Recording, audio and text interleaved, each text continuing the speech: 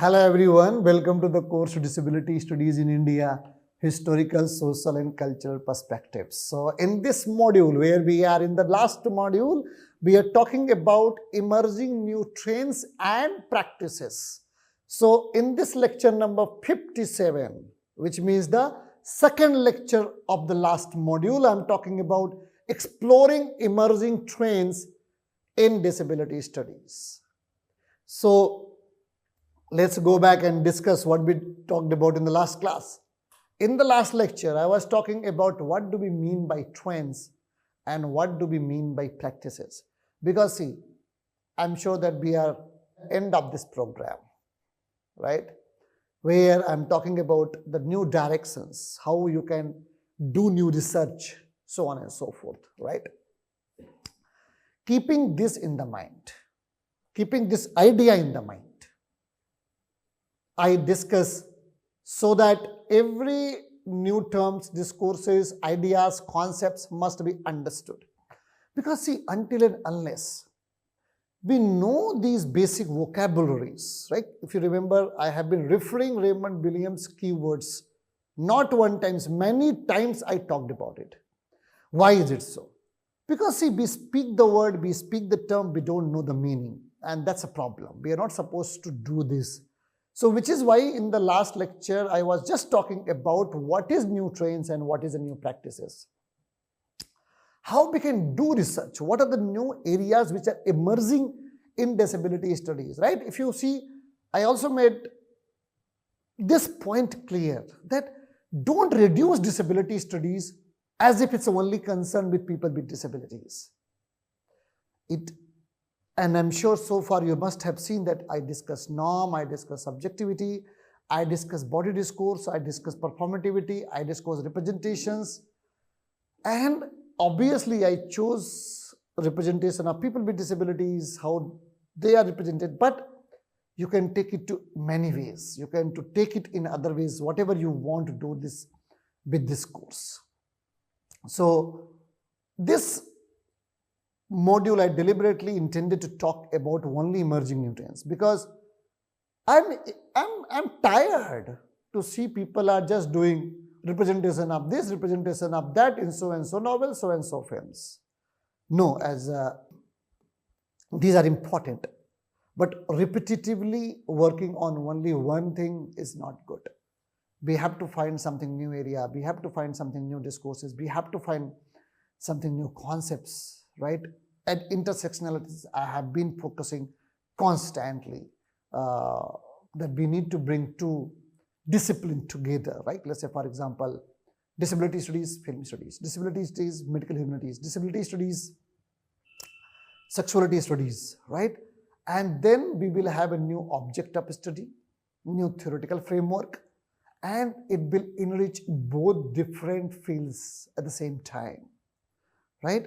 So this is why we are talking about how to work on, how to move ahead with new trends in disability studies. All right, let's go to the slide number 1.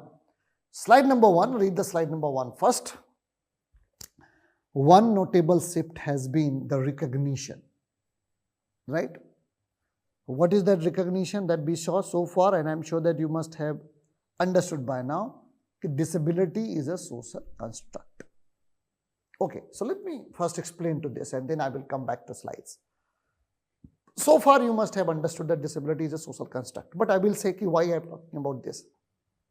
Because what happens? We keep on thinking as if disability is not a social construct. Like for example, if you are doing research in disability studies, you follow charity model, you are not thinking that disability is a social construct. If you follow medical model, you don't think disability is a social construct, right? So you can only come up with something new when you also think that don't essentialize disability. It's a social construct, means so far we have seen and we have noticed that the way we think about disability is contemporary times is given by the society. Okay, let me widen it. Just for example, keeping in mind all my students. For example, disability, right? Body. Is body natural? No, right? There are many varieties of the bodies in the world. There are many different kind of bodies in the world. Then how can you say that this body is perfect or this body is natural, this body is acceptable, this body is fine? No. Which means to say that there are ways through which we decide that we are going to talk about only this body, this particular body, right?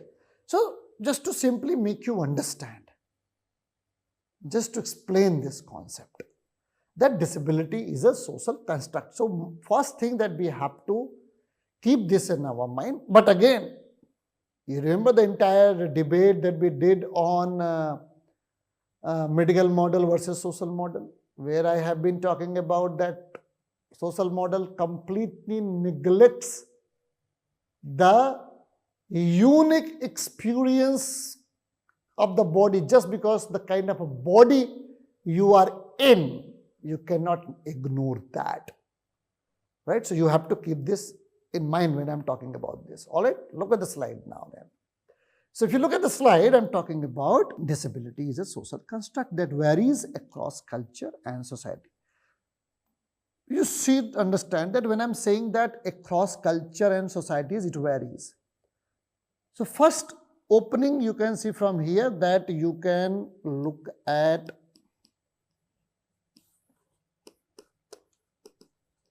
culture and disability. So if you are working in, let's say, if you come from, let's say, you come from Northeast, right? Northeast has many cultures, right? It has multiple cultures.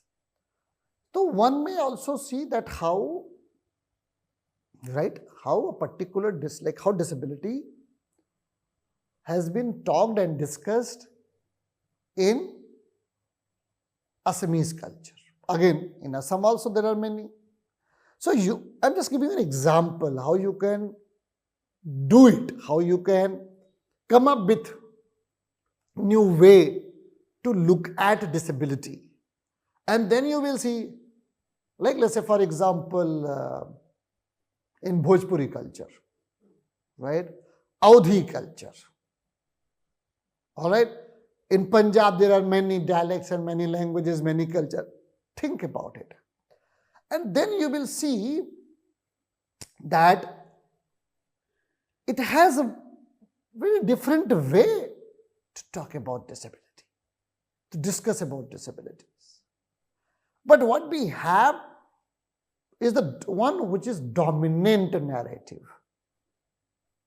is the one that dominates.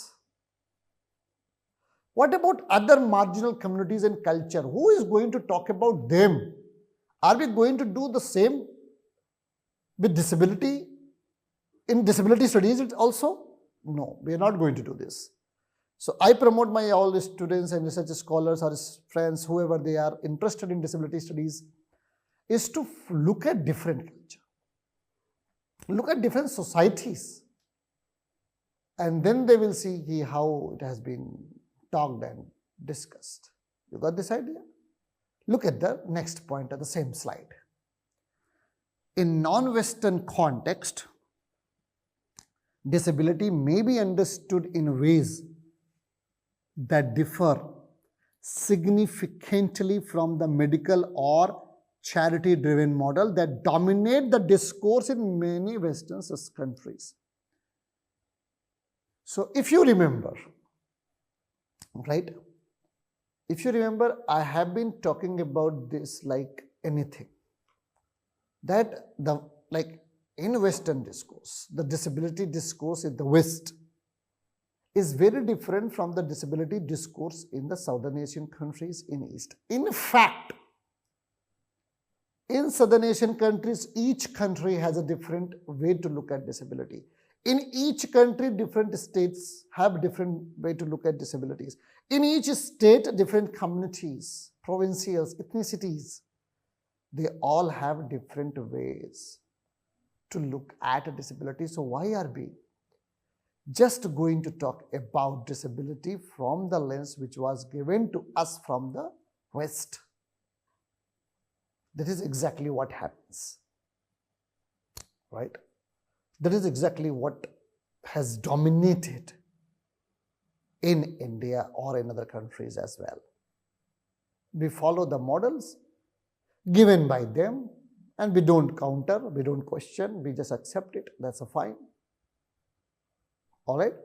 So keep this in mind that in Asian countries, Southern Asian countries, specifically talking about in India, we can have many ways to look at disabilities. All right, let's look at the slide. So disability scholars are now looking beyond the Western lens and emphasizing the importance of local and indigenous knowledge system in shaping attitudes toward disability. That's very important. Very, very important. I mean, how can you counter the Western narratives? You can counter the Western narratives only when you see that there are emerging local narratives. As I was talking about that we need to talk about digital humanities. We have to bring disability studies in the digital format as well. I will talk about it. But what is my concern? What is my concern? My concern is that until and unless we bring indigenous knowledge system in the front, how are we going to produce a counter narratives? Who is going to do that? It's you who will be doing this. How shall we understand the significance and importance of local cultures, indigenous knowledge systems? Because it is our culture, it is our indigenous knowledge system that shape attitudes towards disability. Or for example, anything, not just in case of disability, but in any case, if you see that it is our communities that shape, control, regulate, monitor, develop a taste, right? It develops a taste, our culture, develop a taste for anything. For example, how to look at body, women, gender, anyone, for example, animals, people, plants, architecture, even idea of the aesthetic. You get my point? That's very important, right? So what we see, there is a deep understanding of like on a very different ground, in fact. Look at the last line of this slide, please. For instance, in many parts of Africa, Asia, and Latin America, there is a deep-rooted understanding of disability as communal and spiritual, rather than merely a medical condition, not only reduced to a medical conditions to be treated. You get my point? All right. So this is very important that we need to understand that. That I'm not talking about here that whether they are discriminated or not, whether they are being respectful or not, whatever. But at least one thing I can vouch for this.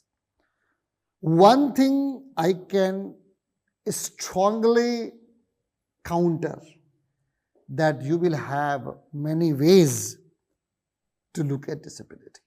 If you are going to explore different cultures and societies, if you are going to talk about the local understanding or indigenous knowledge system, right, if you are going to see that, because they are very significant and important to talk about it. You get my point? Let's look at the next slide. What we see here in the next slide, that the rise of global disability rights movements such as the adoption of the United Nations Conventions on the Rights of Persons with Disabilities, CRPD I'm talking about, right? And I'm sure that we have discussed this in details, we have talked about it, it has a very important role to play in advancing a human rights-based approach to disability. Disability studies scholars are increasingly concerned with the global politics of disability, advocating for policy changes, accessibility standards, and greater international collaboration to promote the rights of disability individuals worldwide, right? So,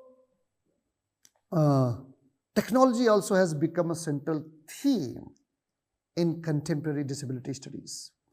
So when we are looking at the rapid pace of technological innovation, for example, I talked about, right? So I talked about cyborg, I talked about different ways how they are enhancing the lives of disability studies. So for example, I also looked at that how technology has challenged the way norms are conceptualized, the way ability are understood, the very discourse, the way it is produced, it has been questioned, targeted. So technology has in fact challenged every mode of talking any discourse. In that case, we have to also see what technology is doing in life of people with disabilities. The one ethnographical study you can do, right? Let's say, for example, I'm pretty sure that if you meet many middle-aged people who are disabled, so and if they are not very literate and technologically backward, so you see they will let you know that how with the help of new technologies they are now either integrated, or let's see, I mean, I'm just opening it up. I'm not going to bring any conclusion now, right? Why should I bring this up? I'm giving you to do this exploration to find out what's going on in their lives since technology has penetrated, right? How are they connected to the Facebook, social medias, talking and all that, right? Because I read an article much before and it was discussed that now because of the virtual online social platform, social media platform, it's easy to connect to people. People don't judge them by looking at the bodies, right? Because as I have told you very beginning itself, that when, let's say for example, I'm sitting, right? I give this example many times. So you have very different way to look at me. But if suppose you find that sir has or Vivek Singh doesn't have legs, and if I come to meet you face to face, what will happen? How will you look at me? Just think for a second, reflect on it, right? So you see the changes in your perception and attitudes, behavior, but when people are interacting virtually, it is not there. It's not there. They're not visualizing it. They're not experiencing it, right? So they are very comfortable. They can talk like a normal people, right? Quote unquote, whatever normal means. So, I mean, what I'm saying that bringing technology in disability studies, not only in the lives of disabled people, see what it is doing, how the entire discourse, not just discourse of definition of disability, no, discourse of agency, discourse of impairment, discourse of autonomy, subjectivity, they all have transformed. They all have taken a new stage. They all have moved much ahead. You get my point what I'm saying? So you see that I'm constantly focusing on intersectionality, and I'm asking you to talk about technology and disability studies. You got this idea? Look at the next slide, please. So, however, this trend raises important ethical and political questions. Obviously, as I have been constantly talking about, that technology has many ways to look at this, and they have very different way to look at ethical and political questions, right? So, scholars are critically examining how emerging technologies can be both empowering and exclusionary, right? So this is like what I'll be doing. Like this is what I'm saying, that what you need to do is this, right? Okay, this trend, like bringing technology in disability studies, also raising ethical and political questions. You have to get into these ethical and political questions. So scholars are critically examining how emerging technology can be both, this is my point, empowering and exclusionary, because if we do not focus here, then what will happen? People will keep thinking it's empower, and this perspective will not be taken into the consideration. You got this idea? For instance, while technological advancement in communication devices have provided people with disabilities new ways to interact with the world, right? That's true. That's empowering with the communication devices. But there are also concerns about the digital divide. Here you see exclusionary. And accessibility of new technologies. I have been talking about this to a great extent, that how it can be empowering and how it can be exclusionary. Like digital divide I talked about. I also talked about that, then who is going to access that? Who is going to benefit in relation to this? Right? What if only rich people are empowered? What if it become more commercialized? Right? And then the people who are disabled and they're economically backward, they will remain stigmatized and excluded from the mainstream of the societies. So this is very important for us to think, to discuss, and to talk about. So both perspective has to be noticed. One, empowering, and second, as I highlighted in my slide, right? Look at the next slide, please. A scholar in disability studies are interrogating the role of technologies in redefining the concept of disability itself. The integration of artificial intelligence, right, the emerging trend, and biotechnology raises questions about what it means to be human, right? Because you see that I have extensively talked about the discourse of human and disability philosophically, right? How if a person is disabled, he is considered less human, right? So this integration of artificial intelligence and biotechnology raises question about what it means to be human, how disability fits, right? How it fits within the framework of human enhancement and modification. You get my point? How it fits within the framework of human enhancement and modification. So these are the questions which are actually very central, my dear friends, in ongoing debates about the ethics of technology in disability. So particularly in relation to issues, for example, genetic modification, right? What is happening with the technology? What is disability doing? What is disability doing in terms of genetic modification, right? They are complying with the norms. They are complying with the norms. They are producing able-bodied discourse, right? So this is very important to think about it, because technology as one hand, which is trying to help people with disabilities, but at the same time, it's strengthening the able-bodied discourse, right? So that is what we have to think about it, right? There is a fundamental shift in the field of disability studies, which has been growing emphasis on right-based approach to disability.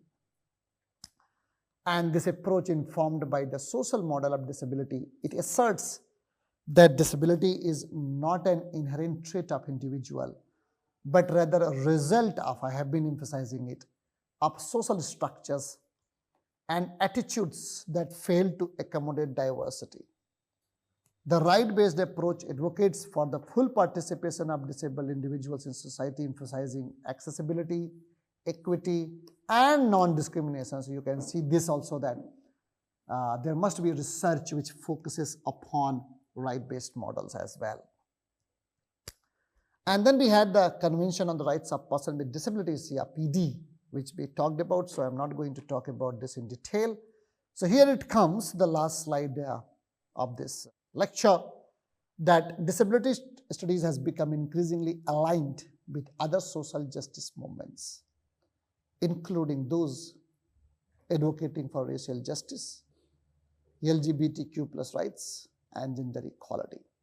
Scholars and activists are recognizing the importance of collective action and solidarity in advancing the rights of disabled people. The rise of disability justice frameworks, which emphasize intersectionalities, environmental justice, collective liberation, that reflects a more holistic understanding of disability that goes beyond legal rights and focuses on the broader social condition that affect disabled people's lives. So the field of disability studies has evolved significantly in recent years, with new trends and paradigms emerging to reflect the complexities of disability in contemporary society. So the growing emphasis on intersectionalities, the integration of global perspectives, the critical engagement with technological advancement, and the focus on right-based approaches have all contributed to a more inclusive and nuanced understanding of disability. As the field continues to expand, it will be essential to foster dialogue and collaboration across disciplines and borders to ensure that disability studies remain responsive to the needs and aspirations of disabled individuals worldwide. So through this development, disability studies is well positioned to challenge traditional notion of disability and to promote a more inclusive and just societies for all. All right. So these are the important discussion that we can do in this lecture, and I wish you will pick up one of important intersectionalities or important concern, important discourse that you are interested in, and you can do your research. In fact, I'm very much available through email, personally also. If you want to come to Banaras, I'll welcome you and we can meet and discuss more.